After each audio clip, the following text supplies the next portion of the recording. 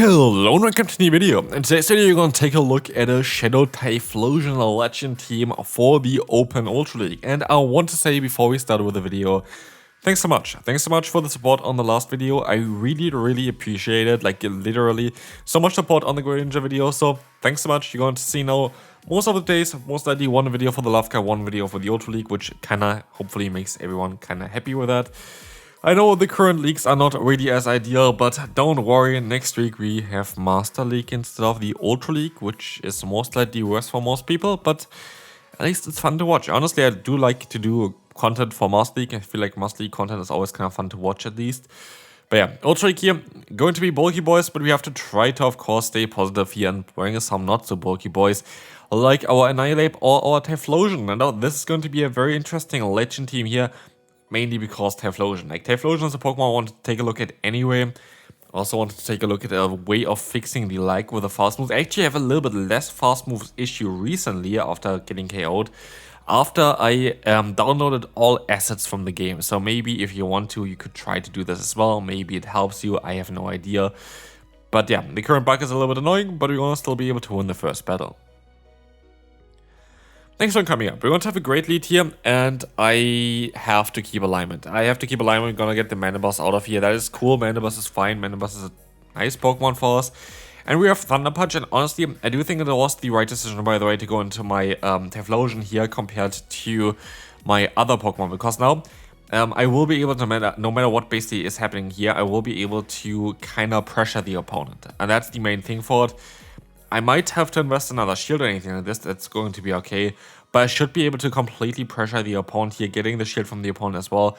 I'm going to go for the full farm down. I am going to risk it for the biscuit, and I think it's the right play to do here to try to go for, the full farm down here to get a ton of energy. Let's see what they're coming into. It is going to be, I think, a Giratina it was. Was it? It was a Giratina. I still remember the battle, even though it was literally this morning. Which, yeah, I don't know, 16 hours ago. Great. But yeah, as you can see, we're going to be able to go for a Blast Burn and going to do some sort of damage. And of course, we're going to have now the best Pokemon aligned against it, which is going to be great here. And the opponent decides to forfeit straight away. And also, this team is definitely a very solid one. We're going to have, again, a great lead here. And we see the Primeape coming in. There's one battle that I completely, definitely guaranteed just lost because of the bug of losing a fast move when you try to, like, when basically your Pokemon gets KO'd there. But, yeah, this is not going to be this battle, hopefully. We're going to be able to go ahead and go for the shield. Rage is coming through. We're going to do some solid damage with our fast move so we can catch the move as well. And this is going to be okay for us. This is going to be a Rage Twist, and we should be able to farm them down, but they stop back out into the Miltank, which is fine for us because we can still reach a Blast Burn, which would do a ton of damage if this actually comes through, which I would assume is not going to be the case, but it's actually going to be the case. Getting me even some more energy here now with a Licky because I don't want to get hit by like a Thunderbolt or something like this onto my other Pokemon. Thunderbolt's coming through here. We can go for the full farm down, getting some nice amount of energy, and let's see what they have in the back. It is going to be the Annihilate. We have Shadow Ball for this Pokemon, so it's like not over yet. But yeah, we're going to be able to go for the Shadow Ball here, getting the shield, and I can go for the Rage Twist, and I should be able to usually outspeed them. So this is going to be interesting. We got the boost onto our souls. We're going to have a shield advantage. I could have went for the CMP type, but I expected the opponent to catch the move. The opponent didn't catch the move, but Rage Twist is coming through and then try to catch the move now. Primeape goes down, Annihilate goes down. Funny to see Primeape and Annihilate on one team here as well. Very cool team though. I like this one, and we can move on to the next opponent. Gliscor. This team is just not designed for Gliscor. Like, Gliscor is going to have access to basically good coverage against everything here. It's neutral against our Licky. It has super effective coverage against both our lead as well as our Pokemon in the back. So yeah, especially if they can catch a move like this onto a Greninja, we're going to be in a very tough spot. The only thing that I can say about this one now here is, well played from the opponent. Like, generally speaking, well played. Catching the Shadow Ball there, perfect execution. Like, it is not like an everyday thing that you try to catch a move onto Greninja, because Greninja is squishy already. So what can I say? Should I be now upset because the opponent was able to make a great play? Of course not. Like, the opponent played this really well. We just have to hope that Typhlosion somehow can still manage with the opponent, but I'm not too sure if this is going to be the case. We're going to see here the Gliscor and the Feraligatr. yeah, I highly doubt this is going to be possible for us to win, but we can still try our best. We can go for Thunder Punch here, and as you can see, the opponent lets the move go through, which is kind of interesting. But I'm just worried about the energy generation of the Gliscor. I feel like this is going to be a bit too tough for us to deal with. Unless we're going to be able to get to this move. We're going to get the shield from the opponent. Or we don't get the shield. Can we go for the full farm down? Did they underestimate the damage of Incinerate? I need to get more damage. And here, Aerial Ace is coming through. And we can even go for the Thunder Punch, which doesn't really make too much sense here in this scenario. Because, as we will see, they're going to use a shield and they still have another shield left. But I think we might be in a position where we can still win. Can we just counter them down? Let's find out here. We are gonna be able to do that. And that is going to be a good game. I have no idea how I won this. Amazing lead here. Morpeko on the lead is a cool Pokemon. Maybe I'm gonna take a look again at Morpeko as well in the Open Ultra League. Morpeko, cool boy. I really like this one. Really like the opponent's teams as well. I know the opponent as well here.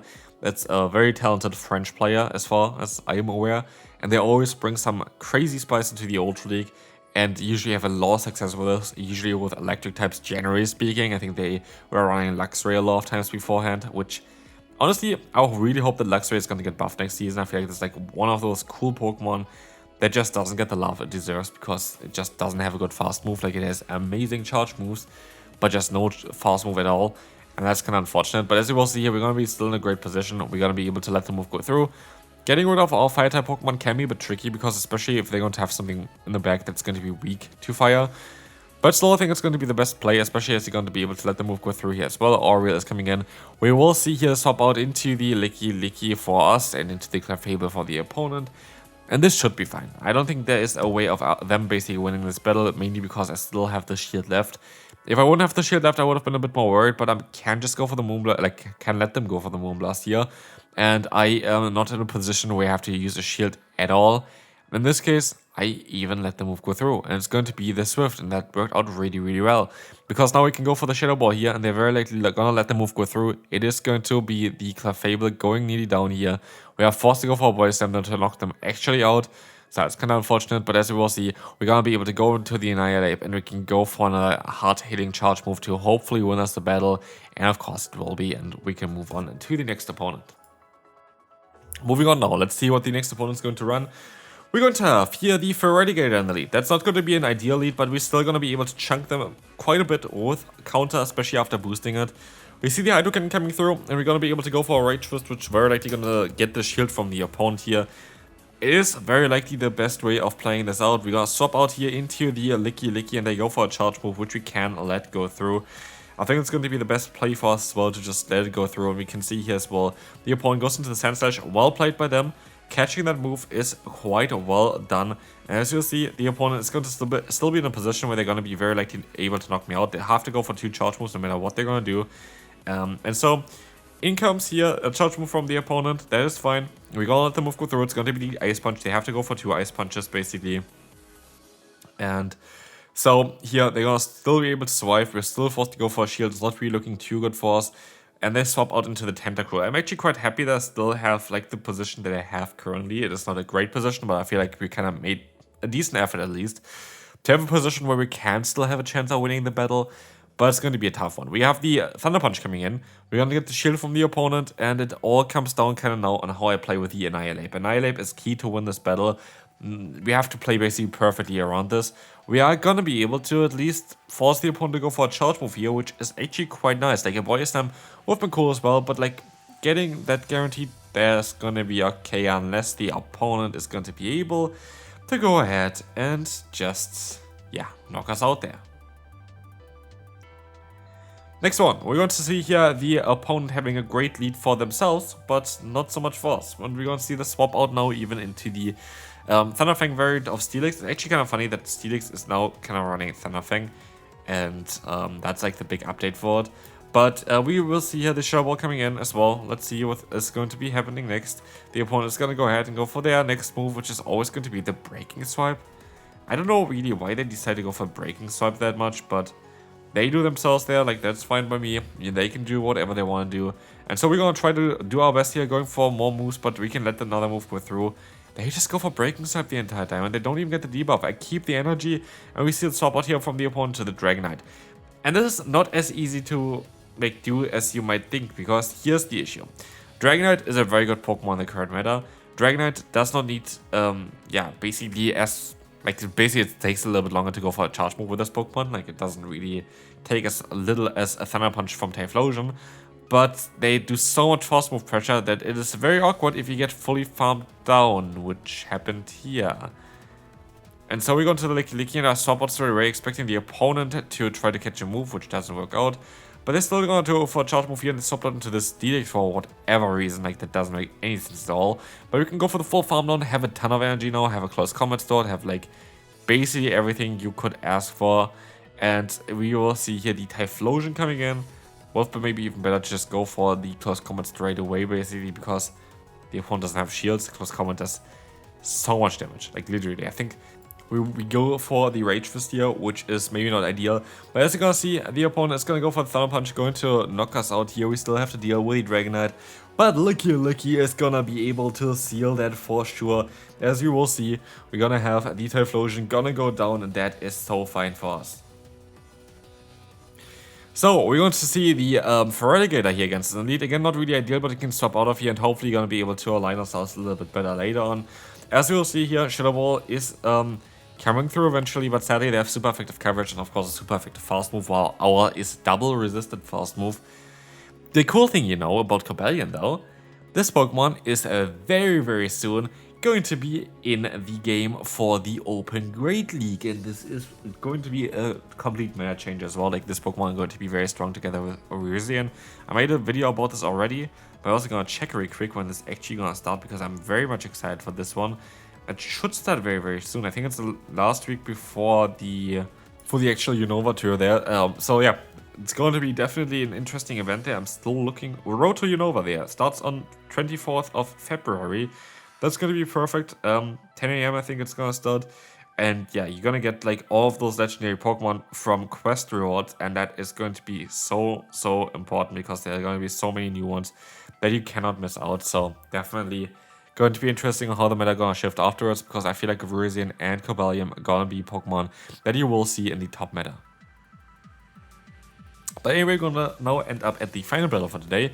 We're going to see the Stunfisk, and here I'm going to try to use the opponent's kind of mechanic there as well, because nobody is going to use a shield on the Annihilate early on. They all go for Righteous, and so I go for the close combat and do a ton of damage against the opponent, to the point where even Licky can easily deal with them, even though we only have here neutral charge moves and resisted fast move. But they swap out into their own Licky, making it a bit more longer and a bit more awkward, because now we have to just go for the body slam spam, especially with us being the Shadow variant or not the Earthquake variant. Like, that's the thing as well. Shadow Ball is of course not doing any damage. Earthquake would have done a bit better, I guess, than the body slam would have done.